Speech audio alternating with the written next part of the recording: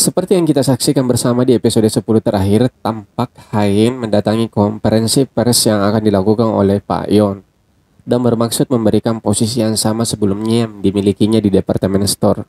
Sebagai penonton pun kita bertanya-tanya apa maksud kedatangannya, sedangkan di sisi lain Hyun berusaha mati-matian untuk mencari bukti-bukti, apalagi penampilan Haen pada saat itu sungguh sangat anggun. Hal itu membuat Hyun bingung. Dan sebelum konferensi pers, Hyun dan Haen sempat bertemu, namun sikap dingin yang ditunjukkan Haen ke Hyun di depan Pak Yong itu sungguh bagaimana ya, di luar pikiran lah kita. Haen pun dengan tegas menyatakan ini adalah pilihan saya dan saya mau cepat dan efisien. Itu adalah pilihan saya sendiri, katanya. Hal ini membuat Pak Yon semakin percaya diri, berbanding terbalik dengan Hyun yang nampak bingung atas apa yang dilakukan oleh mantan istrinya. Apalagi kita tahu bersama Hyun semenjak Haen sakit, dia itu setiap harinya jatuh cinta kepadanya. Pada saat itu Pak Yon bermaksud mengumumkan untuk menikahi Haen di konferensi pers itu. Dan di dalam sambutannya memberikan apresiasi yang tinggi kepada Haen dengan kepemimpinannya selama menjabat, mampu memberikan keuntungan besar tentunya buat perusahaan. Namun alhamdulillah hal lain diungkapkan oleh Haen pada saat dia diberikan kesempatan bicara di depan para media. Dia mengungkapkan bahwa dia sedang diancam dan akan menjebat mantan suaminya Hyun atas tuduhan penyalahgunaan dana perusahaan dengan maksud agar dia bisa dipenjara. Ya pasti maksudnya agar Hyun bisa jauh-jauh dari Haen. Mendengar akan hal itu Pak Yong kaget dan tidak bisa berkata-kata apa-apa pada saat itu. Kita lihat. Dan Haen mengatakan, saya ada rekaman untuk membuktikan apa yang saya katakan. Di samping itu, yang paling mengejutkan, Haen mengumumkan di depan semua orang bahwa dia menderita penyakit yang mematikan sehingga tidak bisa mengambil posisi itu lagi. Melihat kejadian itu, Hyun tampak menangis akan situasi yang ada di depannya saat itu. Dalam episode selanjutnya, Haen dan Hyun saling mengungkapkan perasaan mereka dan berusaha memulai babak baru menjadi lebih baik dan membangun hal-hal yang romantik tentunya.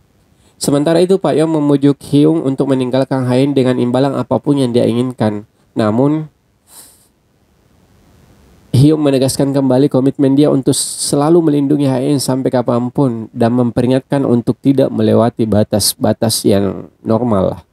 Di masa-masa ini Haen mengungkapkan kebahagiaannya kepada Hyun, menyatakan bahwa selama dia mengeringkan rambutnya dengan pengering yang rusak, dia itu merasa puas sebenarnya. Dan setelah itu dengan penuh kasih sayang dia melihat Hyun yang sedang tidur dan sambil memegang-megang kepalanya.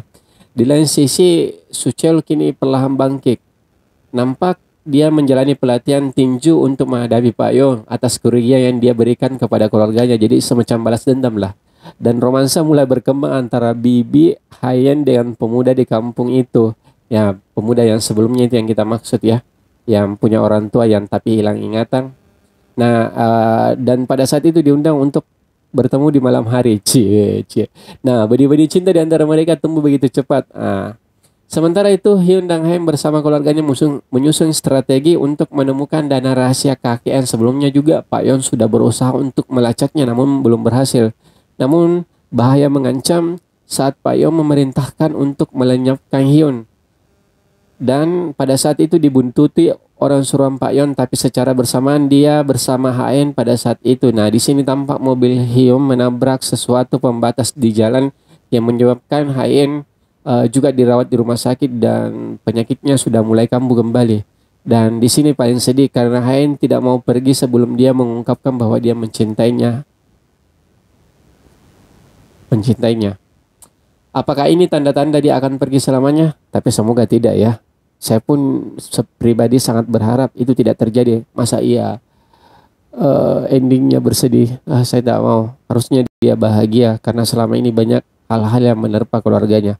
Oke teman-teman, sampai jumpa di episode selanjutnya minggu depan. Selamat Hari Raya Idul Fitri. Mohon maaf lahir batin. Jangan lupa like, comment, dan subscribe teman-teman.